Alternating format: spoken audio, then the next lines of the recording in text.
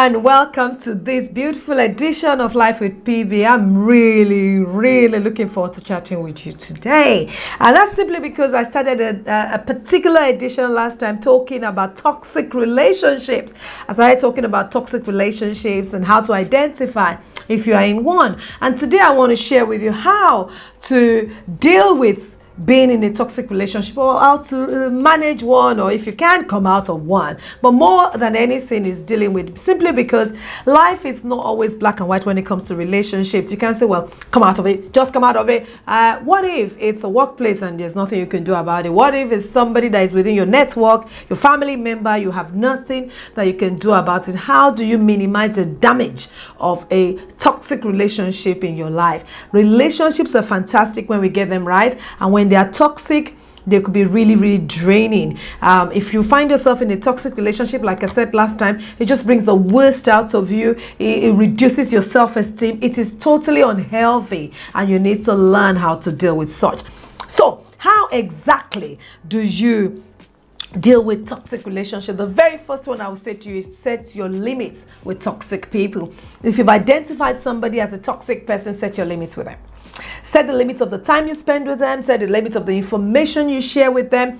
It is always easier to manage what comes into your life by what comes out of your life. You see, if you say too much, you have to listen to the lots that come out. Many of us give too much power to somebody else to speak into our lives, to take over our lives, to manage our lives for us, because sometimes you're either tired or you just don't want to give thoughts to it. You want somebody else to give you thought. You need to set the limits to the amount of time, to the amount of information you pass on to a toxic person. Say, for instance, you're in a relationship and maybe your mates are not in the relationship. I don't know whether they are all happy for you, but you're constantly, oh, I want to talk about this, my boyfriend, and then the mate says, oh, that guy is no good, and they tell you all the negative things about them.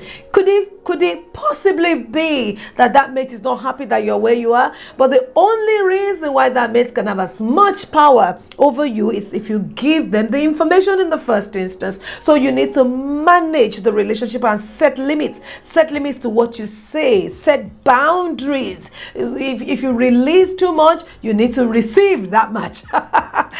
Whether it's helpful or unhelpful. In order to be able to manage a toxic relationship, set limits. Set limits to the amount of time you spend with them. Set limits to the amount of information you give to them. That would really help you a lot. In actual fact, somebody said, if you don't have a choice and you have to keep on talking to them, set a timer so you know the amount of time, and then put a bridle over your mouth. Make sure that information is not coming out of you repeatedly, so as to reduce the amount of power they have over you. Sometimes it's a case of somebody that you have given so much information in the past, and they are now using that information for or against you in a way. So make sure that you reduce the amount of information. Oh, how is that marriage? Oh, actually, we're working on it. God is good.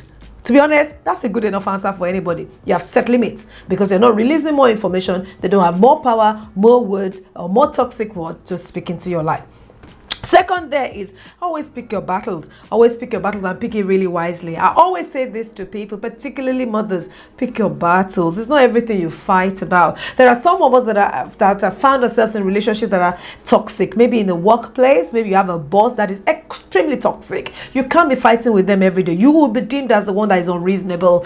You can't be fighting if you have a spouse that is toxic or an in-law that is toxic. You can't get rid of them. You can't get rid of that relationship that easily. So it's best to just pick your battles. Be very wise about what you react to. Don't react every time. Otherwise, people will think you are the one that is difficult. You really do not want to come out as a difficult person, because if that happens, then nobody even sees what is happening anymore. So be very mindful. Be very mindful. Pick your battles wisely. If it's not important, it's not important. If it's not putting you down, you don't need to comment. You don't need to be the last to always pass a comment. You don't need to be the last to always, my words must be the last on this matter. It's not really important. It's not really important. Save your energy. There are bigger things to fight for in life. There are bigger things to use your energy for in life. So make sure that you pick your battles wisely. If it's not important, let go. Just let it go. That's a very good way of handling toxic relationship, because a lot of people that are toxic, they like the butting of heads,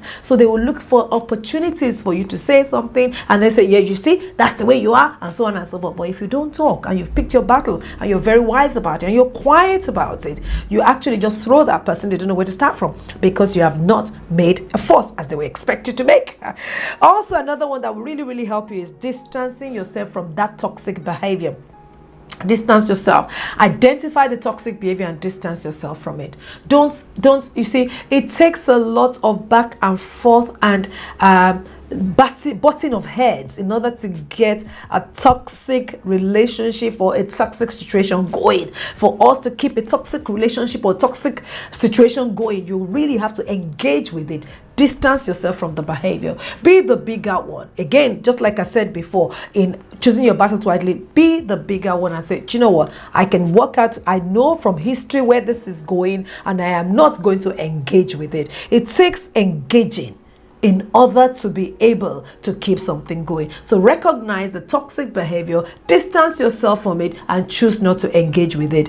By the way, don't say, I didn't have a choice. No, you do have a choice. You might not have a choice over their emotions. You might not have a choice over their reaction, but you do have a choice over your own emotion and your reaction. So make sure you don't engage. Distance yourself. And like I said earlier, let it be, like the person that is toxic only have the power to upset you if you let them upset you. I love that statement. The person that is toxic only have the power to upset you if you let them upset you. Do you know what? They are looking out for your triggers and looking out for things that upset you, because they say something, hurting people hurt people. If someone is hurting, they want to hurt you. So if someone that is toxic, they want to make sure that what they say really affects you negatively. So make sure you actually distance yourself from that. The fourth thing I want to say about relating to or dealing with toxic situations and people is, as much as possible, focus on the positives. You see, everybody, even the devil, has a positive side to them. What's the positive side of the devil? You say, Pastor Bola, I will say it's consistency.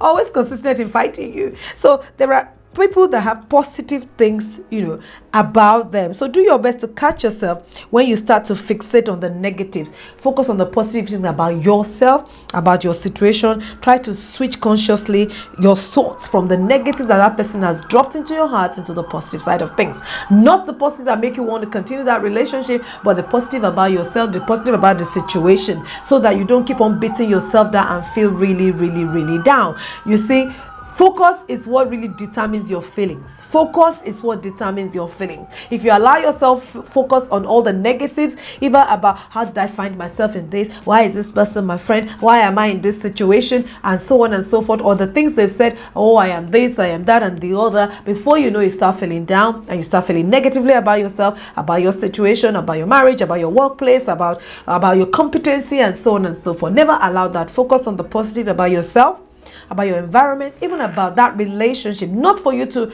continue it, not for you to progress it, but just the positive that come out of it. I always say to people, no one should ever have been able to come close to you without you having one positive thing to say about them. There must have been a reason why they got close to you originally. They might have fallen far away from it now, but there must have been a reason to start with. So focus on that, and cut yourself some praise, as we say in my home. Last but not the least, there is to lean on your support system. Many of you do have support system.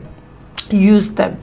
Your support system could be your pastors, could be your counselors, could be your church family, your support system. Everyone needs one. You need somebody to lean on. Many of us do have them. You don't even need to pay for them. Rally your support troops around you, and make sure that they're not negative groups as well. I would always say, go to your pastors. You can't go too wrong talking to your pastors, all things being equal. Always fall back on the support system. You do need emotional support, particularly when you find yourself within a space with a toxic person. It is draining. So you really do need that emotional support, so that you don't break down and you don't break out and you don't make the wrong decisions. If you stay too long in a toxic environment with a toxic person without doing anything about it, you will make a wrong decision at some point. So don't forget, if you find yourself in toxic relationships, you can deal with them and you can actually manage them better than you even think. Set limits. with a toxic person. Set limits to the amount of information that comes out of you to them. Set limits to the amount of time you spend with them. Pick your battles. It's not every battle you need to respond to, because every battle actually drains you and takes something out of you. So pick your battles. Also recognize and distance yourself from the relationship, from the behavior.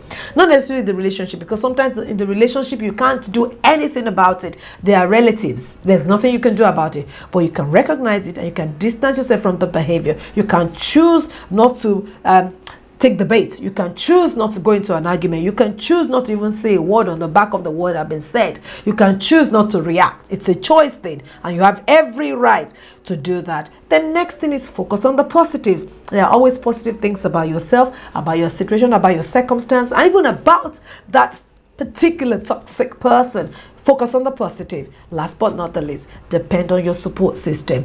Every one of us have got one, particularly those of us that are believers. You got it in your church, you got it in your pastor. Rely on your support system. They will take you through and help you through. And I really, really believe God for you, that God will grant you the wisdom to manage the current situations that you are in that are toxic, and help you to get out of the tough ones that can be gotten out of, and the ones you can't get out of, He will give you grace and wisdom to manage them. Every relationship has got benefits attached to them, and every relationship that is toxic, yes, it's difficult, but there are positive sides to it, and you can actually learn from it to manage it and be able to help others. And I really believe God with you that you will be able to do exactly that. Thank you so much for watching this series, both how to identify and how to come out of toxic relationships, or how to manage toxic relationships. If this has helped you, send me a message, let me know. And if you need more information, again, send me a message, let me know. I end with this story. I mentioned the story, the beginning of the story in the last series, when I was talking about a friend that was really helpful but toxic. How did we deal with this friend? We slowly offloaded them.